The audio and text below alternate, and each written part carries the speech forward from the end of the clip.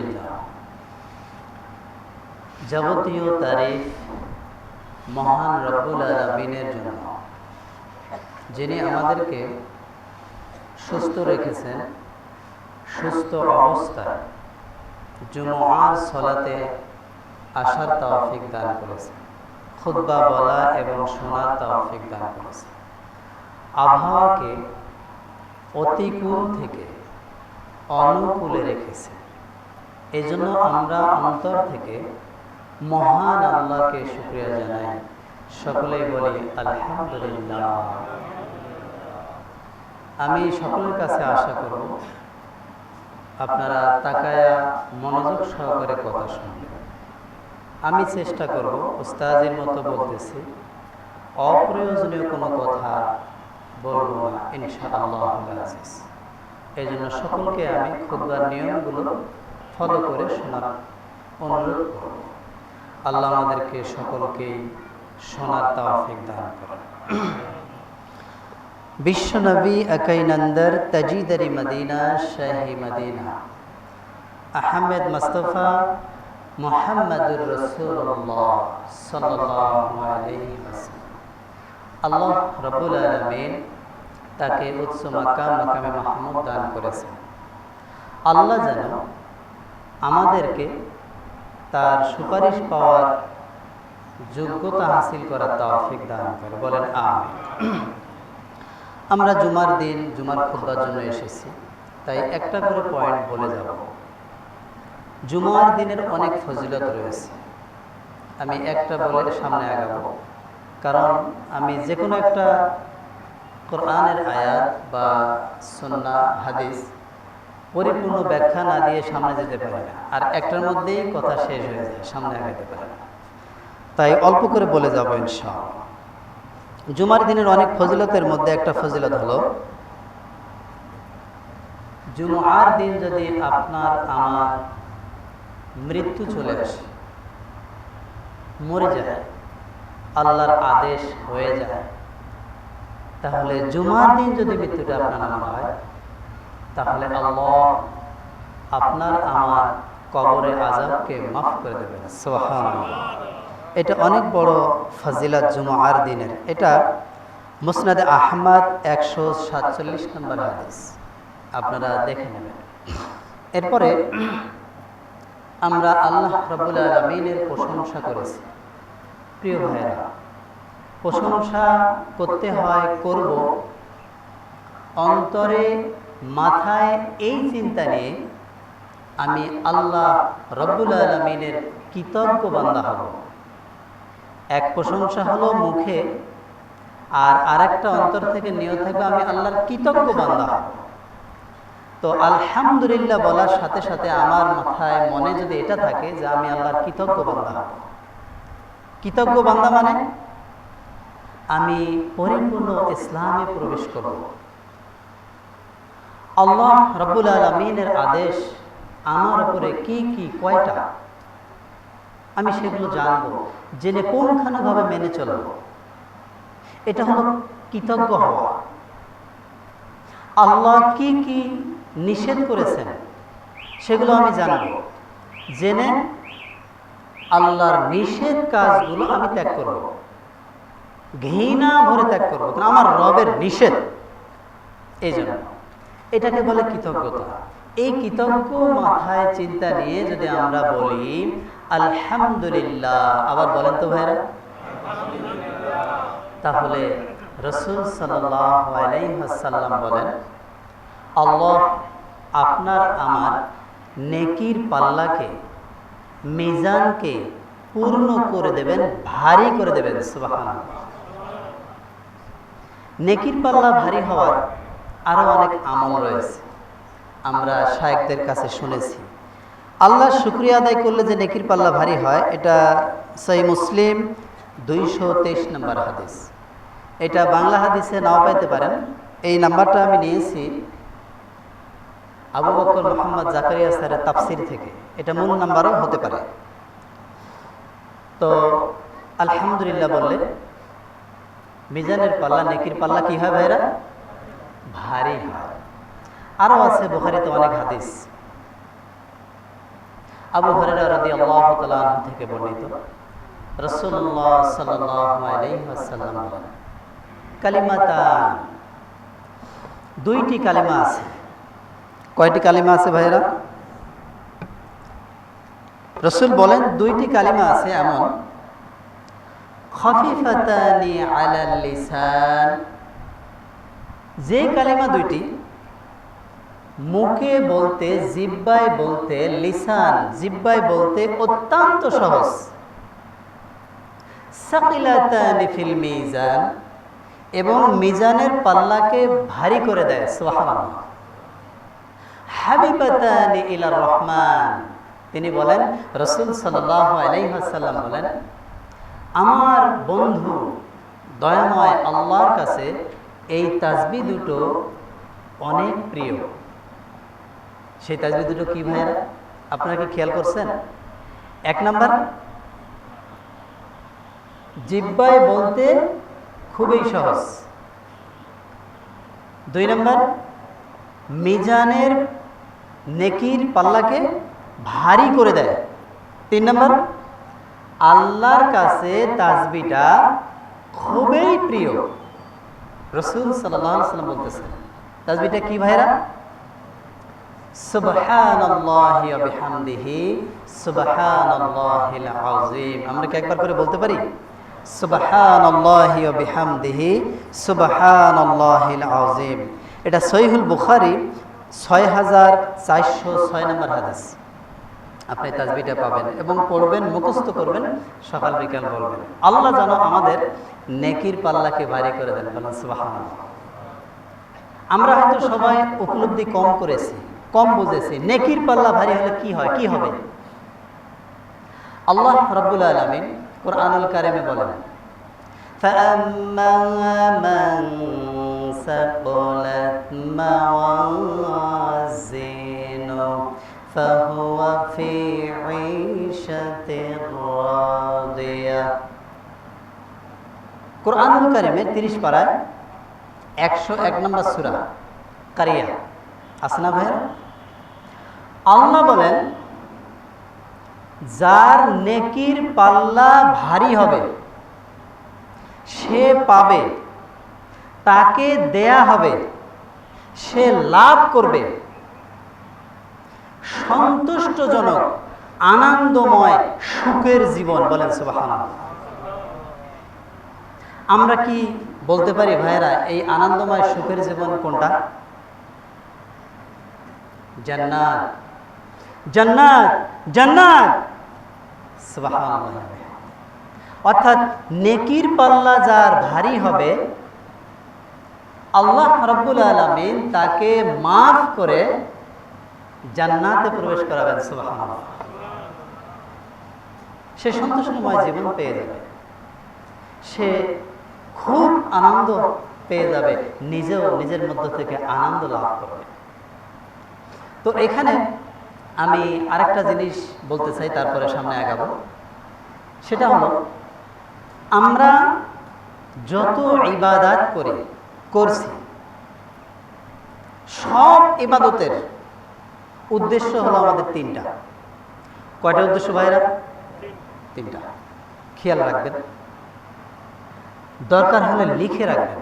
আর সবাইকেই লেখাপড়া করতে হবে, সবাইকেই জানতে হবে। এটা ইসলামের ঈমানের দাবি, আপনাকে জানতে হবে।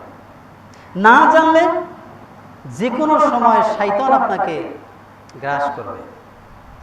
শয়তান আপনার হাতে হালালকে হারাম বানায় ধরায় দেবে, আর হারামকে হালাল বানায় ধরায় দেবে। তাই এখন আপনি দেখবেন অনেক মানুষ নামাজি, সালাত আদায় করতেছে, হাজ করতেছে, মসজিদে ঠিক মতো আসতেছে, টুপি দাড়ি পাঞ্জাবি সবই আছে, কিন্তু সে হারামের সাথে সম্পৃক্ত আছে না? এরকম আল্লাহ আমাদের হেফাজত করুন, বলেন আমিন। প্রত্যেকটা ইবাদতের উদ্দেশ্য তিনটা হবে। এক নাম্বার, আল্লাহ রাব্বুল আলামিনকে রাজি খুশি করার জন্য। আপনি যত আমল করেন, যা কিছুই করেন না কেন, সবটা কিসের জন্য হবে ভাইরা? আল্লাহ রব্বুল আলামিনকে সন্তুষ্ট করার জন্য, খুশি করার জন্য, আল্লাহকে দেখার জন্য, আর কাউকে দেখানোর জন্য না। আল্লাহ রব্বুল আলামিন বলেন, قل إن صلاتي ونسكي ومحياي ومماتي لله رب العالمين।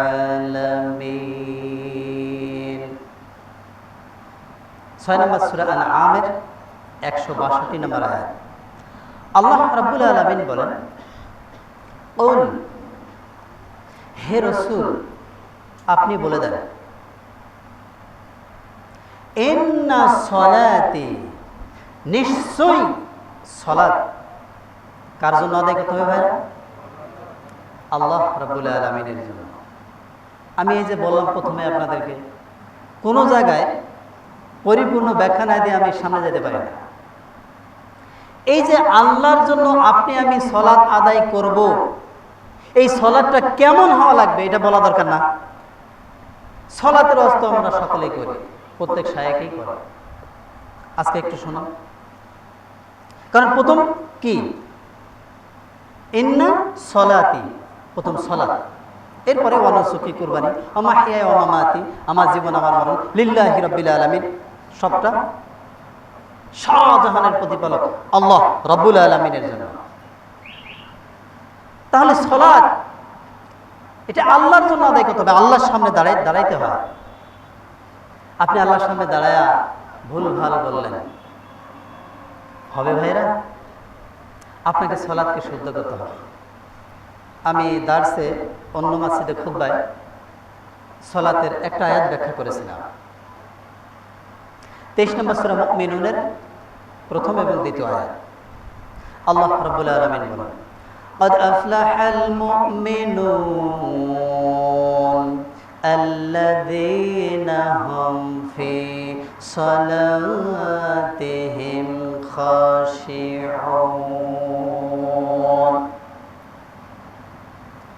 আল্লাহ বলেন, قد أفلح المؤمنون, ওই সমস্ত মুমিন সফল হবে না। আফলাহা, ফালা শব্দের অর্থ হলো ওই সমস্ত মুমিন সফল হয়েছে। সুবহানাল্লাহ বলবেন না? প্রশ্ন হলো কোন মুমিন? আল্লাযীনা হুম ফি সালাতিহিম খাশিউন, যারা খুশু খুজুর সাথে সালাত আদায় করেছে, যারা খুশু খুজুর সাথে সালাত আদায় করেছে। আপনি দেখেন ভাই, আপনার সালাতে খুশু খুজু আছে কিনা? এই খুশু খুজুর ব্যাখ্যা মুফাসসিরিনগণ অনেকগুলো দিয়েছেন, তার মধ্যে মূল ব্যাখ্যা 4টা। মূল ব্যাখ্যা কয়টা ভাইরা? এই 4টা আপনাকে জানতে হবে, শিখতে হবে এবং বাস্তবায়ন করার চেষ্টা করতে হবে মরার আগ পর্যন্ত। যদি মৃত্যুর আগ পর্যন্ত আপনি এই 4টাকে ঠিক করার চেষ্টা করতে করতে মরেন, আল্লাহ তবুও আপনাকে মাফ করে দেবে, সুবহানাল্লাহ। কিন্তু আপনার কোনো চেষ্টা থাকলো না, আপনি চালায় যাচ্ছেন, আমি তো নামাজ পড়তেইছি, আমি তো 5 ওয়াক্ত সালাত আদায় করতেইছি, আবার আমি তো আহলে হাদিস, আমি জোরে বলি আমি সবার আগে জান্নাত, আমি না পাবো তা কে পাবো? এরকম কনফিডেন্স না আমাদের ভাইরা। এগুলা আপনি করবেন, এগুলো ভালো, এগুলো খারাপ না, কিন্তু মূল পয়েন্টগুলো আপনাকে আগে দেখতে হবে, আসলগুলো আপনাকে খেয়াল করতে হবে আগে।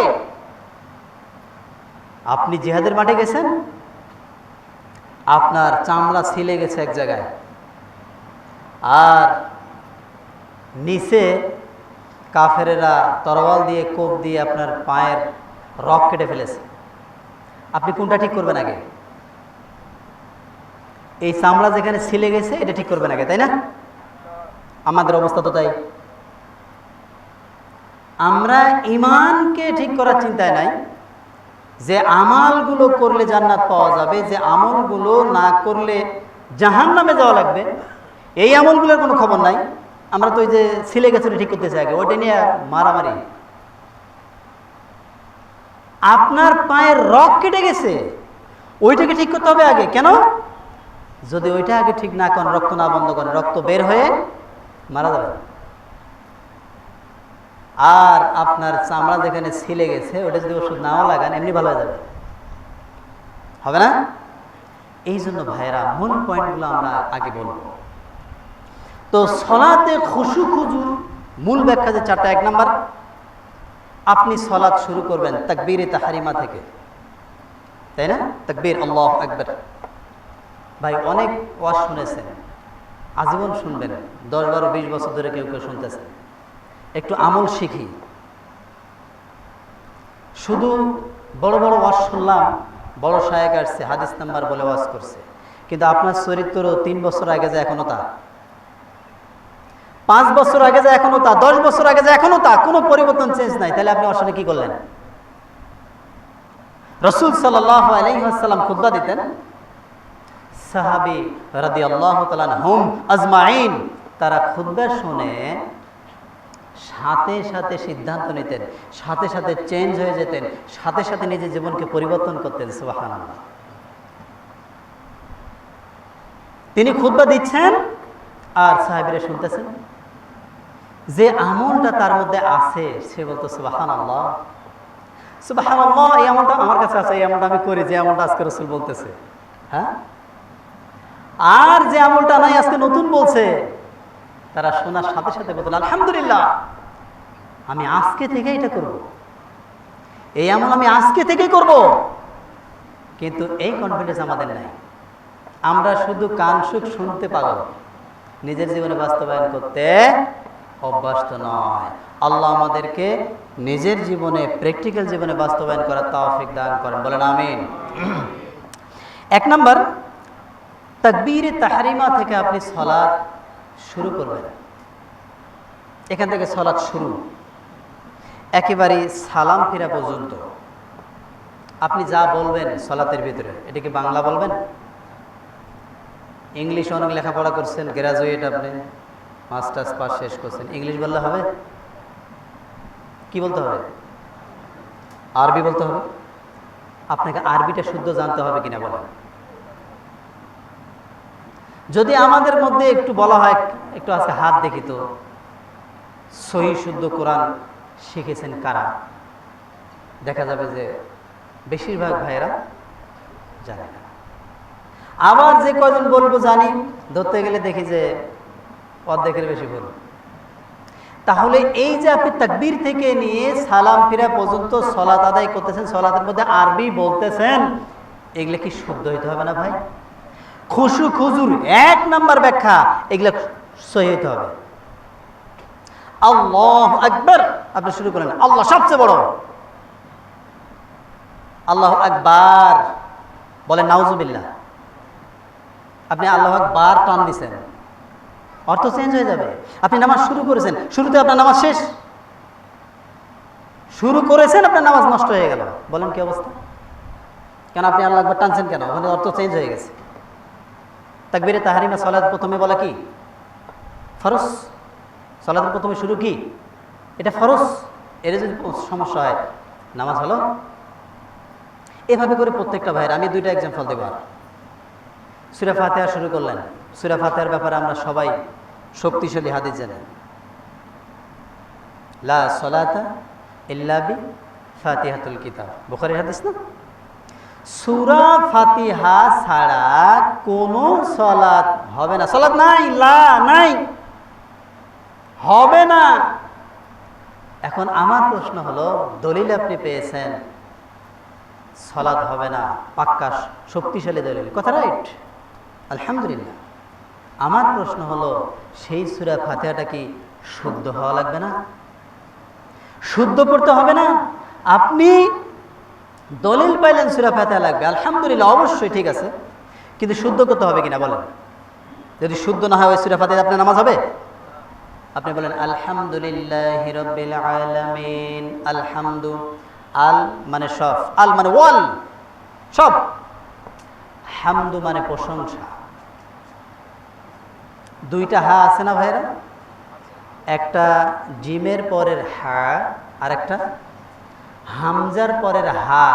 2 হা কি একই? স্বরে আ আর অন্ত্যেষ্টায়কারে আ দুটা কি একই? তাহলে এখানে আছে আলহামদু মানে প্রশংসা, সমস্ত প্রশংসা, লি মানে জন্য, লিল্লাহি আল্লাহর জন্য। আপনি এখন এই ছোট হা দিয়ে বললেন, হামজার পরের হা দিয়ে বললেন আলহামদু, আপনি শুদ্ধ জানেন না, শিখেন না, তাহলে এবার অর্থ কি হয়ে যাবে? এই হামদুন ছোট হা দিয়ে যে অর্থ হবে এটা আমরা সহজে বলতে পারি না। পৃথিবীর যে জিনিসটা আপনার কাছে সবচাইতে নোংরা ময়লা, এটা হলো হামদুন। তাহলে আপনি সালাতের দ্বারা কি বললেন? পৃথিবীর সবচাইতে নোংরা নিকৃষ্ট জিনিসটা আল্লাহ তোমার জন্য, বলে নাউজুবিল্লাহ। সালাত হবে? ভাইয়েরা, আমি এখানে আর বেশি বলতেছি না। এরকম এই সূরা ফাতিহার মধ্যে ভুল শুদ্ধ বলেই খুতবা শেষ হয়ে যাবে। আমি সবগুলো বলছি না, এতটুকু এখানে আপনাদেরকে ইঙ্গিত দিলাম। তাই আপনাদের মাথায় চিন্তা দিলাম এতটুকু যে সালাতকে কি করতে হবে ভাইরা? শুদ্ধ করতে হবে। এর সাথে সাথে বুঝবেন আপনি কি বলতেছেন। আপনি সানা যেটাই পড়েন, সানা 2, 3, 4, 5টা পড়া যায়, আপনাকে বুঝতে হবে আপনি সানায় কি বলতেছেন। এক সহি, 2 হলো বুঝতে হবে আপনি কি বলতেছেন। সূরা ফাতিহা কি বলেছেন, অন্য সূরা মিলানে কি বলতেছেন, আল্লাহু আকবার রুকুতে গেলেন সুবহান রাব্বিয়াল আযীম, এটার অর্থ কি, এগুলো আপনাকে বুঝতে হবে। তাহলে আপনার সালাতের ভিতরে মন থাকবে। আর যদি আপনি না বোঝেন, সালাতের বাহিরে আপনার মন চলে যাবে, বারবার শয়তান নিয়ে যাবে। খানজাব নামক শয়তান আছে, ওর কাজ হলো যে সালাতে দাঁড়ায় তাকে ধোঁকা দেওয়া, সালাত নষ্ট করা। ওটা স্পেশাল শয়তান, ওটা বিশেষ শয়তান। কোন সময় ধোঁকা দেবে? শুধু সালাতে, যখন সালাতে আপনি দাঁড়াবেন তখন। তো ভাইরা, এখানে আমি এতটুকু বললাম। দ্বিতীয়, আপনাকে পবিত্র হইতে হবে। খুশু খুজুর 1 নম্বর ব্যাখ্যা কি ভাইরা? শুদ্ধ করতে হবে। 2 নম্বর কি বলেন তো? আপনাকে পবিত্র হইতে হবে। 2 সাইড থেকে পবিত্র হইতে হবে। একটা পবিত্রতা আপনারা সবাই জানেন, বুঝেন, তাও শিখে নেবেন শুদ্ধ করে। আপনি স্ত্রীর কাছে গেছেন, আপনি পেশাব পায়খানা করেছেন, পবিত্র কিভাবে হবেন এই বিষয়গুলো থেকে। আর একটা হলো আপনার নাপাক থেকে, হারাম থেকে, গুনার কাজ থেকে পবিত্র হওয়া লাগবে। আপনি নাপাক হয়েছেন, বাচ্চা আপনার শরীরে পেশাব করে দিয়েছে, আপনি গোসল করলেন, ওই জায়গাটা ধুয়ে ফেললেন, হ্যাঁ পবিত্র হয়ে গেছেন, আলহামদুলিল্লাহ। কিন্তু হারাম খেয়ে যে আপনার শরীরের রক্ত, গোস্ত, হাড় সব নাপাক হয়েছে, আপনি এটা কি দিয়ে পবিত্র করবেন? আপনার গলার মধ্যে রশি লাগায়া ওই সাগরের মধ্যে চুবাইলে পবিত্র হবেন? এটা আপনাকে পবিত্র করতে হবে। আপনি এই পবিত্র বুঝেছেন, ওইটা বোঝেন নাই কেন? নাপাক বডি দিয়ে আল্লাহর সামনে দাঁড়ায় সেজদা দিয়ে কোনো কাজ হবে না, কোনো কাজ হবে না, সালাত হবে না। আপনি এটা বুঝেন না, বোঝার চেষ্টাও করেন না। বুঝেন ভাইয়া, তাহলে সব হারাম থেকে বাঁচতে হবে। এই 2 সাইড থেকে পবিত্র হওয়া লাগবে। আমরা সুবহানাল্লাহ বলি না? বলেন দিই সবাই সুবহানাল্লাহ। সুবহানাল্লাহ মানে কি? সুবহান, পবিত্র। আল্লাহ মানে আল্লাহ, আল্লাহ পবিত্র, তাই তিনি পবিত্রতা অর্জনকারীকে ভালোবাসেন। পবিত্র হন যারা, পবিত্র হয়ে আল্লাহর ইবাদত করেন, আল্লাহ তাকে ভালোবাসেন। প্রিয় ভাইরা, বুখারীতে একটা হাদিস আসছে, জটিল হাদিস, সহিহুল বুখারীর 6463 নম্বর হাদিস। রাসূল সাল্লাল্লাহু আলাইহি ওয়াসাল্লাম বলেন, তোমাদের মধ্যে কেউ তোমাদের আমল দিয়ে, ভালো কাজ দিয়ে নাজাত পাবে না, ক্ষমা পাবে না, জাহান্নাম থেকে বাঁচতে পারবে না, জান্নাত পাবে না। তাহলে কি দিয়ে পাবো? এই হাদিসের শেষে আছে, তিনি বলেন, রাসূল সাল্লাল্লাহু আলাইহি ওয়াসাল্লাম বলেন, জান্নাত পাবে আল্লাহকে খুশি করে দ্বারা। ক্ষমা পাবে, নাজাত পাবে আল্লাহকে খুশি করা দ্বারা। তাহলে যে কাজগুলোতে আল্লাহ খুশি হয় এই কাজগুলো আমাকে করতে হবে, এই কাজগুলো করতে হবে। 9 নম্বর সূরা তওবার 72 নম্বর আয়াতে আল্লাহ বলেছেন, আল্লাহর সন্তুষ্টি সবচাইতে বড় ইবাদত, সবচেয়ে শ্রেষ্ঠ আল্লাহর সন্তুষ্টি। তো তাই যে কাজগুলো আল্লাহ রাজি খুশি হন, আল্লাহ খুশি হন, আল্লাহ পছন্দ করেন, এই কাজগুলো আমরা বেশি বেশি করব। তাহলে খুশু খুজুর ব্যাখ্যা 2 নম্বর কি বলেন তো ভাইরা? পবিত্র হওয়া লাগবে আপনাকে 2 দিক থেকে। 3 নম্বর হলো আপনাকে আমাকে সলাতের ভিতরে বাহিরে যে মাসলা মাসাইলগুলো আছে এগুলো জানতে হবে। যে কোনো কাজ আমরা করি না জেনে করি ভাইরা। ব্যবসায়ী যদি ব্যবসার সিস্টেম না জানে ব্যবসা চলবে? 6 তলা ছাদে উঠবে। 5 লাখ দিয়ে শুরু করলে 5 মাসে 6 তলা ছাদে উঠবে, সব শেষ হয়ে যাবে, কারণ সে জানে না। অর্থাৎ প্রত্যেকটা কাজ আমরা জেনে জেনে বুঝে বুঝে করি, না জেনে করি না। তাহলে সলাৎ কেন জানবো না? সলাৎ তো সবচেয়ে শ্রেষ্ঠ, সবচেয়ে বড় ইবাদত, এটা কেন জানবো না? অবশ্যই জানতে হবে। মাসলা মাসাইল মানে সলাতের ভিতরে বাইরে ফরজ আছে কয়টা, কোন রুকুনটা ফরজ, কোন রুকুনটাকে ওয়াজিব বলা হয়, ফরজ ওয়াজিব কাছাকাছি দুটোই। কোন রুকুনটাকে সুন্নতে মুআক্কাদা বলা হয়, গুরুত্বপূর্ণ সুন্নাহ বলা হয়, আর কোন কাজটা একটু ছোট নফল, এই বিষয়গুলো 4টা আপনি জানবেন। আপনি সলাতে কোথায় আছেন এটা আপনি বুঝবেন। মাসলা মাসাইল 3টা হলো। 4 নাম্বার হলো আপনি একইবারই সলাতের শুরু থেকে শেষ পর্যন্ত ধীর স্থিরভাবে সলাত আদায় করবেন। সলাতের রুকুনগুলো সুন্দরভাবে বলবেন, ধীর স্থিরভাবে আদায় করবেন, রুকু সেজদা তাসবিহ সব। এটা 4 নাম্বার। এটাকে বলে খুশু খুজু, এটাকে বলে চিরতা, এটাকে বলে ইতমিনান। সুন্দর করে আদায় করতে হবে ধীর স্থিরভাবে। আপনার কাজগুলো এত সুন্দর করে করেন ধীর স্থিরভাবে, আপনার দুনিয়ার কাজগুলো যাতে নষ্ট না হয়। হ্যাঁ, প্রত্যেকটা কাজ সমস্যা যেন না হয়, নষ্ট যেন না হয়। সলাতে দাঁড়ালেই তাড়াহুড়া, তাড়াতাড়ি শেষ করতে পারলেই বাসি, এরকম এরকম হয় না? ওই যে শয়তান ধোঁকা দেয় না ভাইরা। সলাতকে আপনি যখন দাঁড়াবেন অবশ্যই ধীর স্থিরভাবে আদায় করবেন। আমরা এই 4টা খেয়াল রাখবো এবং আমরা জানবো। যে যেখানে থাকি আপনার পাশে শায়েক আছে, আপনি শিখবেন, জানবেন ভাই, আপনি জানবেন, জেনে সুন্দর শুদ্ধ করে আদায় করবেন। কারণ আল্লাহ রাব্বুল আলামিনের মহান হুকুম সলাত এবং রাসূল সাল্লাল্লাহু আলাইহি সাল্লামের সুন্নাত তরিকা অনুযায়ী সেটা যদি না হয় তাহলে সলাত আপনি আদায় করলেন 10 বছর, 20 বছর, 50 বছর, কিন্তু দেখা যাবে কিয়ামতের মাঠে আপনি দাঁড়াইছেন বেনামাজি হয়ে। বলেন নাউজুবিল্লাহ। মারাত্মক সিরিয়াস হয়ে যাবে না? আরে ভাই 30 বছর ধরে আপনি সালাত আদায় করছেন, আপনাকে আল্লাহ দাঁড় করেছে বেনামাজিদের সাথে কিয়ামতের মাঠে। আপনি তখন কি করবেন? অবাক হয়ে যাবেন। তখন আপনি কি করবেন বলেন? অবস্থা কত খারাপ হবে, অবস্থা কত খারাপ হবে। কেন? আল্লাহ বলবে, আমি বলছিলাম না, ফাওয়াইলুল লিল মুসাল্লিন, নামাজি সলাতি ব্যক্তির জন্য ওয়েল নামক দোজক, ওয়েল নামক জাহান নামের গর্ত। বলেন নাউজুবিল্লাহ। কেন?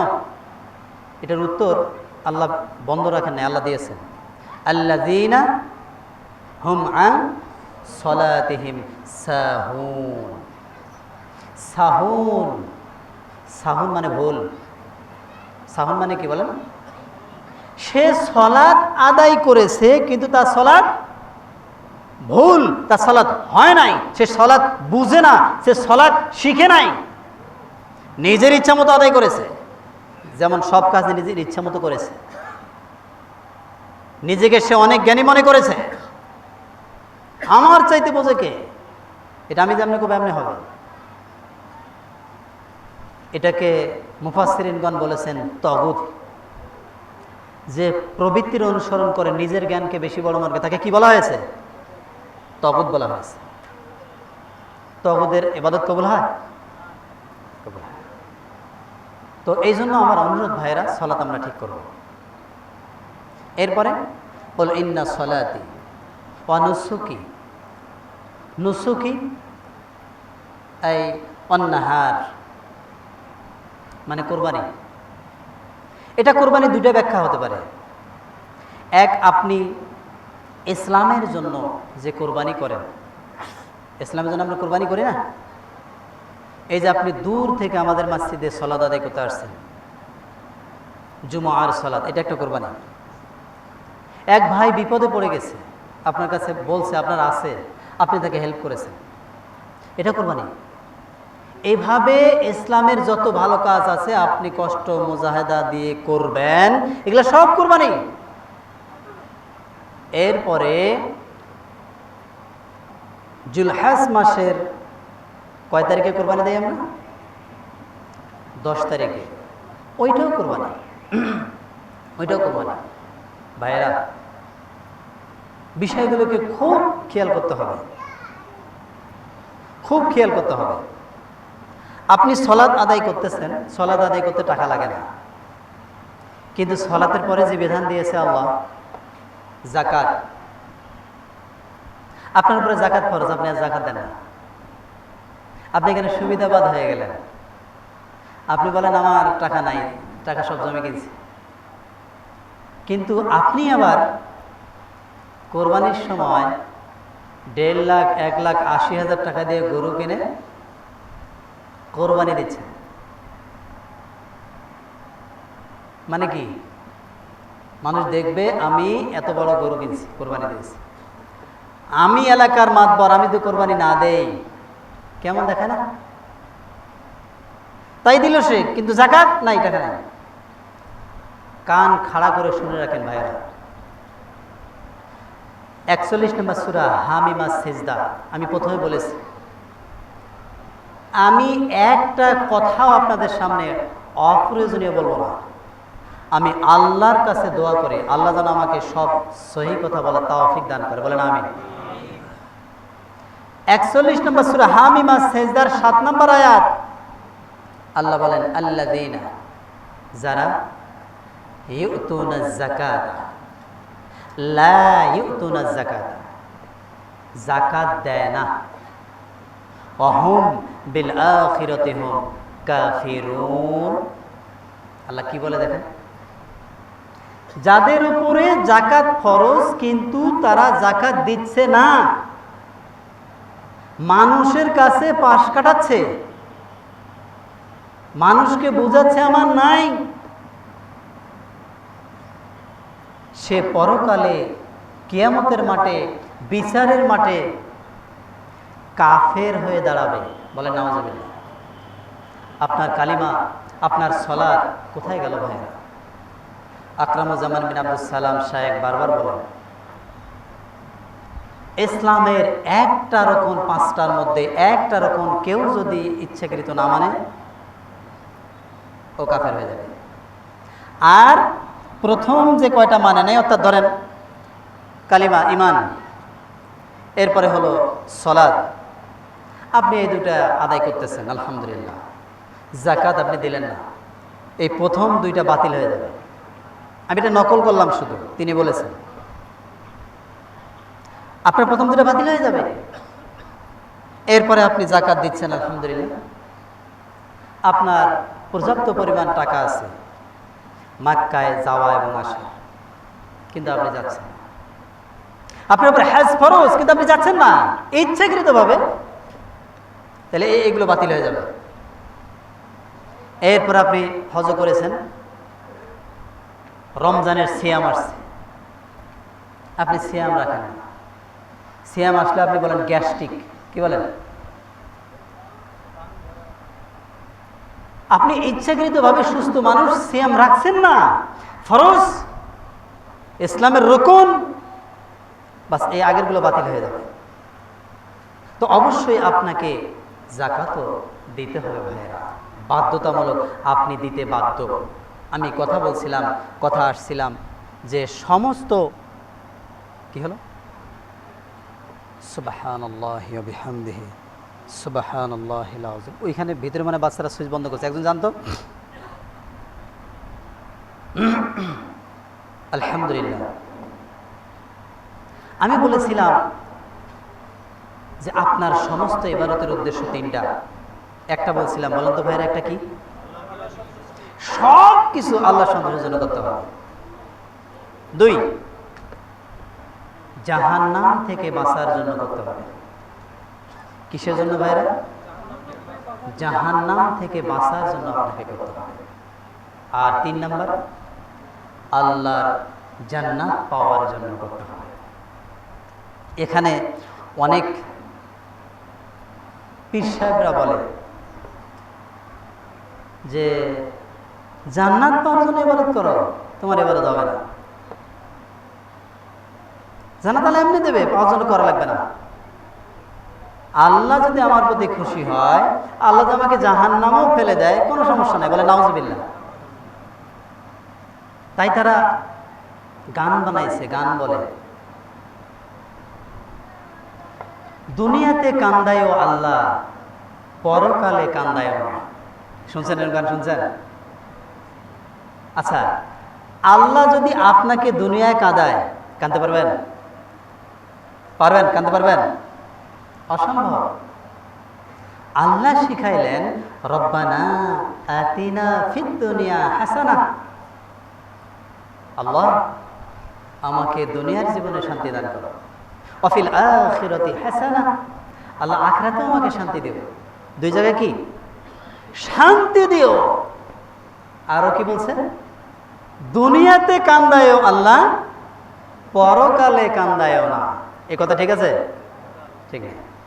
ওয়াকিনা আযাবান নার, আল্লাহ আমাকে জাহান্নামের আগুন থেকে হেফাজত করো, আমাকে বাঁচায় দিও। সুবহানাল্লাহ।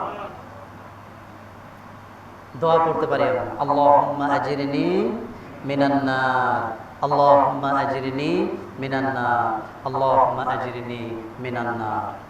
3 বার। হাদিস হলো যদি 3 বার আপনি পড়েন, তাহলে জাহান্নাম আল্লাহর কাছে দোয়া করে, আল্লাহ আপনার যে বান্দা আমার কাছে আসতে চাচ্ছে না, আসতে চায় না, আপনি তাকে আমার কাছ থেকে বাঁচায় দেন। সুবহানাল্লাহ। আর যদি বলেন আল্লাহুম্মা আদখিলনি আল জান্নাতা, আল্লাহুম্মা আদখিলনি আল জান্নাতা, যদি বলেন 3 বার, আল্লাহুম্মা আদখিলনি আল জান্নাতা। এবার জান্নাত বলে, আল্লাহ আপনার যে বান্দা আমার কাছে আসতে চায়, আল্লাহ তাকে আমার কাছে পৌঁছায় দেন। সুবহানাল্লাহ। তাহলে এই 3টা বিষয় আমরা খেয়াল রাখবো। আসলে ওরা পেটের পূজা করে, পীর না।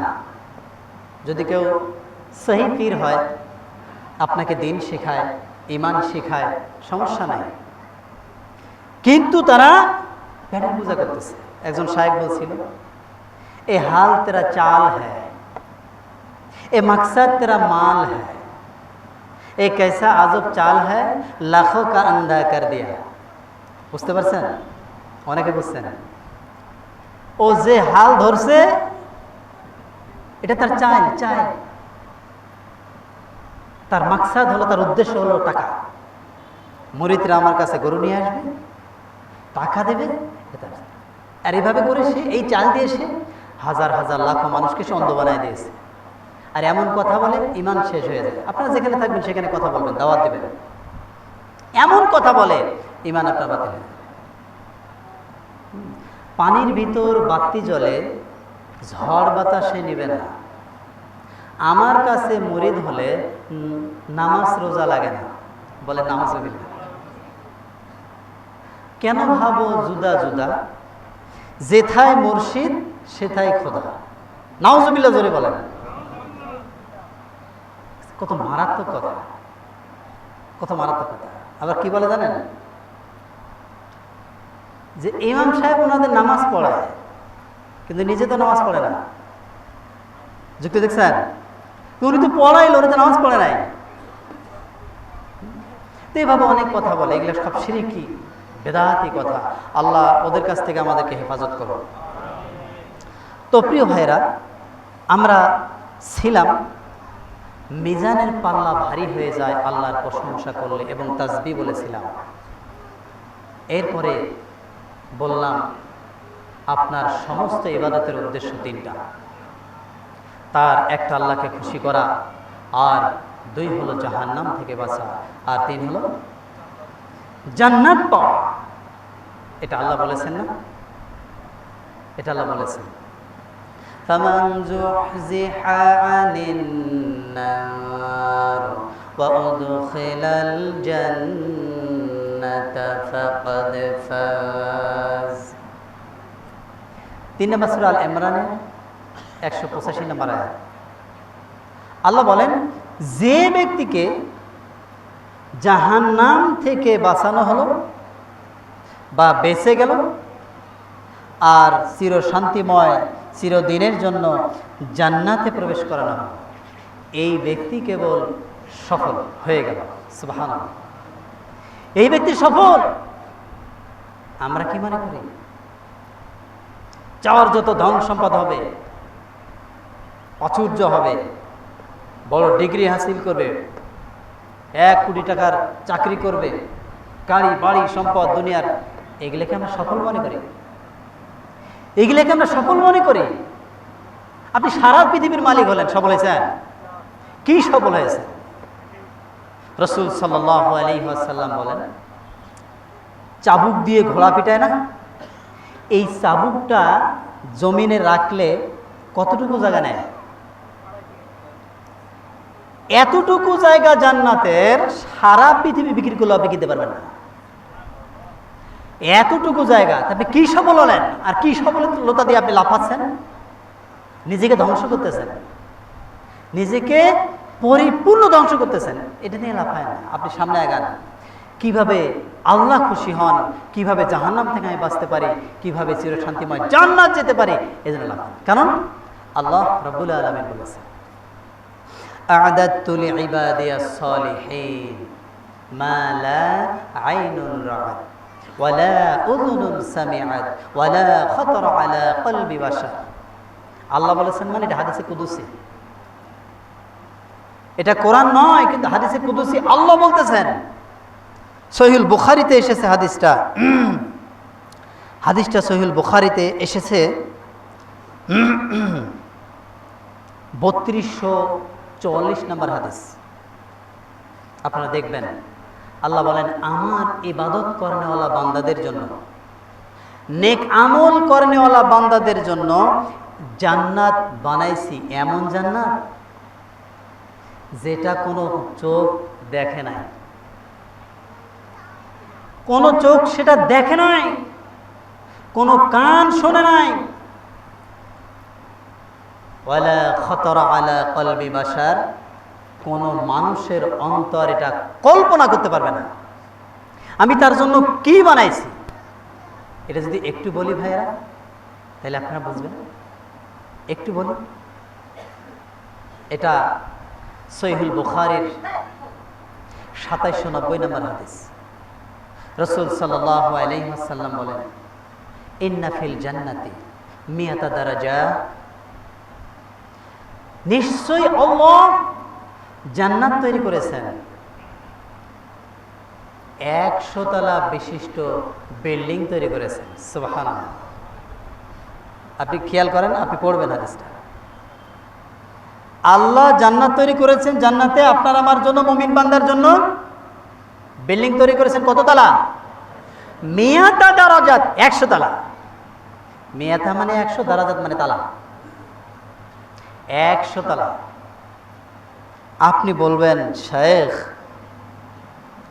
পৃথিবীতে তো 200-300 তলা আছে। কয় তলা আছে পৃথিবীতে বলেন তো, কে বলতে পারবে?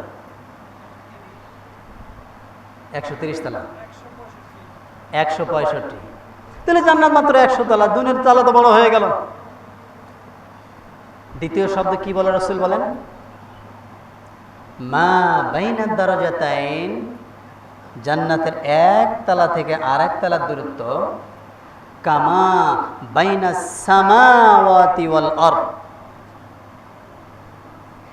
একতলা থেকে আরেক তলার দূরত্ব হলো জমিন থেকে আকাশ। সুবহানাল্লাহ। এইভাবে 100 তলা। আপনার দুনিয়ার বিল্ডিং মিলছে? মিলবে কোনোদিন? একতলাই তো হবে না। এই কথা যখন রাসূল বললেন সাল্লাল্লাহু আলাইহি ওয়াসাল্লাম, আবু হুরায়রা রাদিয়াল্লাহু তাআলা আনহু বসে থাকতে পারলেন না, তিনি দাঁড়ায় গেলেন। ইয়া রাসূলুল্লাহ সাল্লাল্লাহু আলাইহি ওয়াসাল্লাম, এত বড় জান্নাত আল্লাহ কি দিয়ে বানাইছে? রাসূল সাল্লাল্লাহু আলাইহি ওয়াসাল্লাম বললেন, এই জান্নাতের প্রথম ইটটা হলো স্বর্ণের, আর দ্বিতীয় ইটটা হলো রূপার। সুবহানাল্লাহ। আপনি এই জান্নাত পাওয়ার জন্য কি করতেছেন ভাইরা? এই জন্য বলছে ওই সালাতকে ঠিক করেন, সালাতের ব্যাখ্যা বলছে। এরপরে এর মশলা হবে মেশকাম্বর, সুঘ্রাণ। জান্নাতের বিল্ডিং থেকে চিরদিন সুঘ্রাণ বের হতে থাকবে, আপনি পাবেন। সুবহানাল্লাহ। মণিমুক্তা হীরা পানা হবে ছাদ। আমরা এই যে মসজিদ বানাচ্ছি, আল্লাহ তাওফিকে এই ইট বালু সিমেন্ট দিয়ে ছাদ দিতে পারি না, তাই না? তাতেই আমাদের অবস্থা খারাপ। ঋণ হয়ে গেছে 6-7 লাখ। কি বলেন? তাহলে ওই জান্নাত আপনার আমল দ্বারা আপনি বানাবেন, আমল দ্বারা বানাবেন। তো তাই আমি সকলকে অনুরোধ করব, বসছেন যে মসজিদে, আমাদেরই মসজিদ, তাই না ভাই? আপনি দেখতেছেন চতুর সাইডে খালি না, খোলা না? মসজিদ কি এরকম থাকে? মসজিদ কি এরকম খোলা থাকবে? এগুলা কে লাগাবে? ভারত থেকে মানুষ আসবে, যে পলাইছে সে ভারত থেকে আবার আসবে, আইসা দেবে? এগুলো আমাদেরকে করতে হবে। তাই আমরা কৃপণ হব না, আমরা দানের হাতকে খুলে দেব। তাহলে আল্লাহ তার রহমত খুলে দিয়ে আপনার পকেট ভরায় দেবে। আর আপনি দানের হাত বন্ধ রাখবেন, আল্লাহ রহমত বন্ধ রাখবে। কথা বোঝেন নাই? এই জন্য রাসূল সাল্লাল্লাহু আলাইহি ওয়াসাল্লাম বলেছেন, আকাশ থেকে প্রতিদিন 2 জন ফেরেশতা নাজিল হয়। বলেন কতজন ফেরেশতা? কি করে তারা? 2 জন ফেরেশতা নাজিল হয়ে একজন বলে, আল্লাহ, যে দানশীল, যে দান করেছে আজকে, তার সম্পদে বারাকাত দাও, তার সম্পদ বাড়ায়া দাও। কে দোয়া করে ভাইরা? ফেরেশতা দোয়া করে, মালাক দোয়া করে। এটা সহিহুল বুখারী 1442 নম্বর হাদিস। বুখারীর হাদিসে সন্দেহ আছে? আরেকজন ফেরেশতা দোয়া করে, আল্লাহ, যে দান করে না কৃপণ, তার মালকে ধ্বংস করে দেয়। নাউজুবিল্লাহ বললেন না?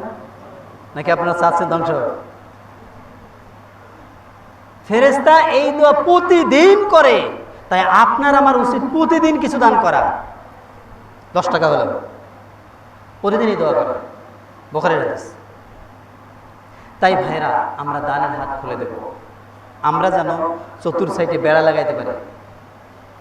বেড়া কি বাঁশের বেড়া লাগাবো নাকি?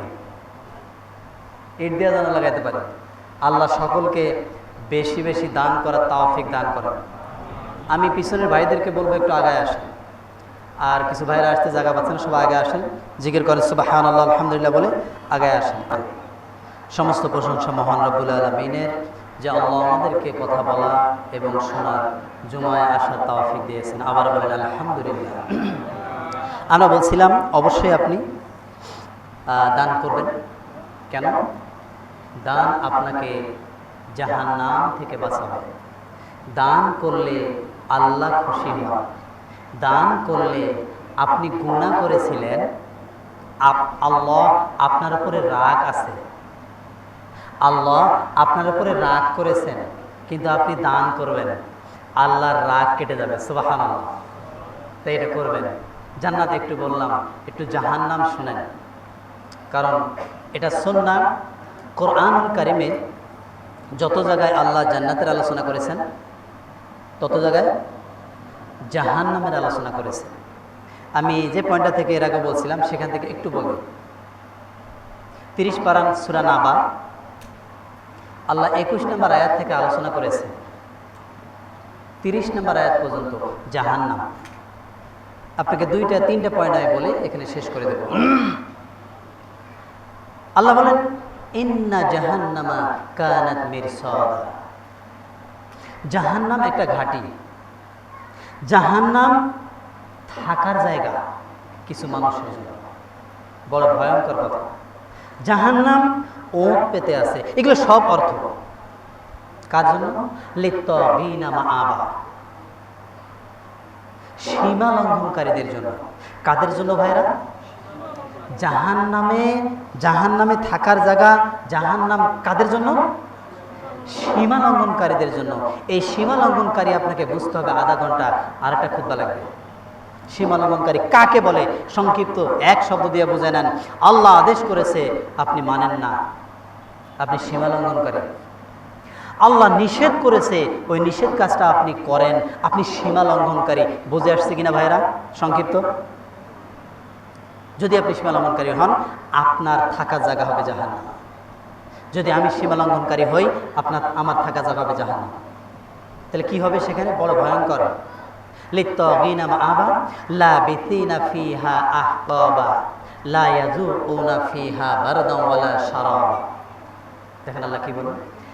আল্লাহ বলেন এই সীমা লঙ্ঘনকারীরা ওই জাহান্নামে যুগ যুগ ধরে পড়ে থাকবে। বড় ভয়ঙ্কর। এরপরে আল্লাহ বলেন তাদেরকে ওই জাহান্নামে কোনো খাবার দেওয়া হবে না, ভারী খাবারও না, পানিও না। আপনি পানি ছাড়া, খাবার ছাড়া থাকেন তো 5 দিন 7 দিন পারবেন? একদিন সিয়াম রাখলে তো অবস্থা খারাপ হয়, তাই না? 4 দিন 5 দিন 7 দিন আপনি মরে যাবেন, ছটফট করবেন, পানিও না, কোনো খাবার না। কিন্তু আল্লাহ বলেন সেখানে 1000 বছর কিছু দেওয়া হবে না আপনাকে। তাহলে কি অবস্থা হবে? ইল্লা হামিমা ওয়া গাসসাকা। আল্লাহ বলেন খাবার দিব একটা, কি?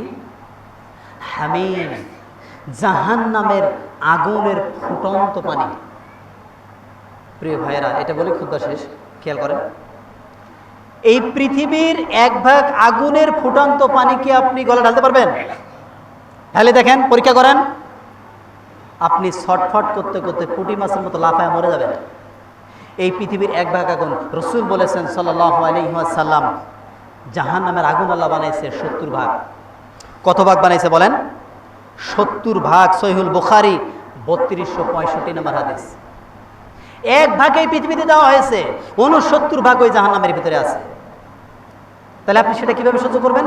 69 ভাগ আগুনে ফুটন্ত পানি। এরপরে কি? গাসসাকা। ওটার সাথে মিশ্রণ থাকবে রক্তপুষ। বলে নাউযুবিল্লাহ। আপনাকে গ্লাসে পানি খেতে দেওয়া হলো, ওই গ্লাসে 1 জন 2 জন 5 জন মানুষ থুথু দিল, খাইতে পারবেন? দেখে নাক থেকে ময়লা বের করে দিল 5 জন, খাইতে পারবেন? খাইতে পারবেন না। আপনাকে যদি বলা হয় 1 লাখ টাকা দেবে, খান। 1 লাখ টাকার লোভে আপনি খাইতে পারেন, মুখে দেবেন, কিন্তু পেটে যাবে না, বমি করে ফেলাই দেবেন আপনার সাথে সাথে। পারবেন? তাহলে যেটা জাহান্নামের আগুনে ফুটাতো এবং রক্তপুষ মিশ্রিত, কত জঘন্য হবে খাবারটা। আজকে তো আপনি খুব ভালোভাবে পৃথিবীতে চললেন, সেখানে কি অবস্থা হবে? আজকে আপনি কেন 5 ওয়াক্ত নামাজ ঠিকভাবে আদায় করছেন না?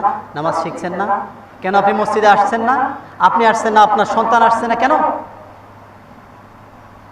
আপনি সেখান থেকে বাঁচতে পারবেন না। বড় ভয়ঙ্কর। এরপরে শেষ একদম 30 নম্বর আয়াতে গিয়ে আল্লাহ বলেন এদের আযাব আমি এখন শুধু বাড়াতেই থাকবো, কমাবো না। বলেন কত ভয়ঙ্কর অবস্থা হবে। তো এই জন্য আমরা সেই জাহান্নাম থেকে আল্লাহর কাছে পানা চাই। আল্লাহ সেই জাহান্নাম থেকে আমাদের ক্ষমা করে দিন এবং চিরশান্তিময় জান্নাত দান করুন। বলেন আমিন। আরও অনেকগুলো কথা ছিল, সেগুলোর মধ্যে যেতে পারলাম না। প্রায় আরও 5টা কোরআনের আয়াত, 3টা হাদিস ছিল, 8টা, এগুলোর মধ্যে যেতে পারলাম না। এই কয়েকটার মধ্যে সময় শেষ হয়ে গেল। কিন্তু একটা কথা বলে দেয়, যেহেতু আমাদের মা বোনেরা আসছে না, তাদের জন্য একটা কথা বলেই আমি শেষ করে দেই।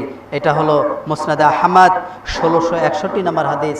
রাসূল সাল্লাল্লাহু আলাইহি ওয়াসাল্লাম বলেন, মা বোনেরা, মহিলারা যদি 4টা কাজ করে তাহলে আল্লাহ তাদেরকে ক্ষমা করবেন এবং জান্নাতে দাখিল করবেন। সুবহানাল্লাহ। কয়টা কাজ ভাইরা? আপনারা শিখবেন না, এটা মহিলাদের ওয়াজ, কিন্তু আপনারা শিখবেন না। আপনাদের বাসায় বলতে হবে, মেয়েদেরকে বলতে হবে, সবাইকে শিখাতে হবে। তাহলে অবশ্যই আপনারা জানার দরকার আছে। রাসূল বলেন 4টা কাজ মহিলাদের জন্য। 1 নাম্বার, আল মারআতু ইযা সাল্লাত খামসা, তারা 5 ওয়াক্ত সালাত আদায় করবে। ওই যে সালাতের ব্যাখ্যা বলছি, সালাতটা এভাবেই হইতে হবে। দুঃখজনক প্রত্যেকটা জায়গায় ব্যাখ্যা রয়েছে, মহিলারা সালাতের মধ্যে বেশি শৈথল্য করে থাকে। জহরের সালাত পড়ে গিয়ে আসরের আগে আগে, তাই এখানে ওনাদের জন্য আরও কিছু কথার দরকার ছিল, কিন্তু দুঃখজনক সময় শেষ। 1, 2 নাম্বার কি করবে? অসহমত শাহরাহা, রমজানের সিয়াম পালন করবে, যেমন আপনাদেরকে বললাম একটু আগে, সেটাই। এরপরে তাদের স্বামীর খেদমত করবে, স্বামীকে খুশি করবে, স্বামীকে খুশি রাখবে। এটা তাদের জন্য বড় মাপের বিষয়। এখানেও কথা আছে, আধা ঘন্টার বললে তারপরে বুঝতে পারতেন। এরপরে হাফিজাত ফুরুজাহা, তারা নিজের লজ্জা স্থানের হেফাজত করবে এবং পরিপূর্ণ পর্দা করবে যেভাবে আল্লাহ বলেছেন। এই কাজগুলো করলে আমাদের মা বোনেরা ক্ষমা পাবে, জান্নাত পাবে। আল্লাহ তাদেরকে আমল করার তৌফিক দান করেন, বলেন আমিন। আরেকটা বিষয় মাথায় রাখবেন, চতুর সাইডে শোনা যাচ্ছে জাতীয় সঙ্গীতের বিষয়ে কথা। আপনারা যে যেখানে থাকবেন সেখানে কথা বলবেন। এই জাতীয় সঙ্গীতের মধ্যে শিরিক আছে, ঠিক কিনা বলেন? এই জাতীয় সঙ্গীতের মধ্যে শিরিক আছে। এই জাতীয় সঙ্গীত তৈরি করেছিল একজন কাফের, রবীন্দ্রনাথ ঠাকুর, একজন হিন্দু। তার কাছ থেকে এটা নেওয়া হয়েছিল। এই বাংলাদেশ 95% 96% মুসলিমের বাংলাদেশ। এখানে ওইটা আমরা এখন আর রাখবো না, রাখতে চাই না। আমরা কোরআন সুন্নাহ থেকে জাতীয় সঙ্গীত তৈরি করব, সেটা রাখবো। আর সবাই এখন থেকে কাজ চালায় যাবেন। আল্লাহ যেন সামনে এটা আমাদের দেখার তৌফিক দান করে। শুধু একটা নয়, প্রত্যেকটা। আল্লাহ যেন কোরআনকে রাষ্ট্রে যাওয়ার তৌফিক দান করে। কথা বোঝেন নাই? কেন? রাসূল সাল্লাল্লাহু আলাইহি ওয়াসাল্লাম 13 বছর মক্কায় ছিলেন। মক্কায় তিনি কোরআনকে প্রতিষ্ঠা করতে পারেন নাই, মার খাওয়া লাগছে। এখন আমরা সবাই মার খাচ্ছি। যখন তিনি মদিনায় গেলেন, আল্লাহ রাব্বুল আলামিন রাষ্ট্রনায়ক মুহাম্মদ সাল্লাল্লাহু আলাইহি সাল্লামকে প্রধানমন্ত্রী বানিয়ে দিলেন। সুবহানাল্লাহ। রাজধানী মদিনা, সারা বিশ্ব চলবে কোরআন দিয়ে, সবাই শান্তিময় হবে, হিন্দুও শান্তিতে থাকবে, কারো উপরে জুলুম করা হবে না। এক প্রকার মানুষের ক্ষতি হবে, যারা ছিল নেফাক, মুনাফিক, যাদের অন্তরে গৌর ছিল, রোগ ছিল, এদের ক্ষতি হবে। এরা খালি জ্বলবে, এরা ইসলামিক আইন এখনো চায় না, এখনো কথা বলে ইসলামিক আইন আসলে এটা হবে, এটা হবে, এটা আসার দরকার নাই, বলে নাউজুবিল্লাহ। ইসলামিক আইন যারা চাবে না তাদের মধ্যে মুনাফিকি আছে, তারা নেফাক আছে তাদের অন্তরে, যারা ইসলামিক আইন চাইবে না। আল্লাহ কোরআনে প্রায় 500 আয়াত দিয়েছে, বড় বড় সূরা নাজিল করেছে ইসলাম প্রতিষ্ঠা করার জন্য, কোরআনের আইন চালু করার জন্য। আল্লাহ যেন আমাদের সকলকে এই কথা বলে সামনে আগাবার তৌফিক দান করে। কারণ এই যে আমরা মসজিদ দেখতেছি, এই মসজিদ এরকম থাকবে না, সরকার বানাবে মসজিদ। আপনাকে ইমাম, মুয়াজ্জিন, খতিবকে নিয়ে চিন্তা করতে হবে না যে সব বেতন দেবে কে? সরকার, রাষ্ট্র থেকে। এটা আপনাকে চিন্তা করতে হবে না। তো আমরা এই আইনটা সামনে চাই এবং সবাই কথা বলি যেন জাতীয় সঙ্গীতের মধ্যে শিরিক বাতিল হয়ে যায়, কোরআন সুন্নাহ থেকে যেন একটা চালু করা হয়। আল্লাহ সবাইকে তৌফিক দান করেন, বলেন আমিন। রব্বানা যালামনা আনফুসানা ওয়া ইল্লাম তাগফির লানা ওয়া তারহামনা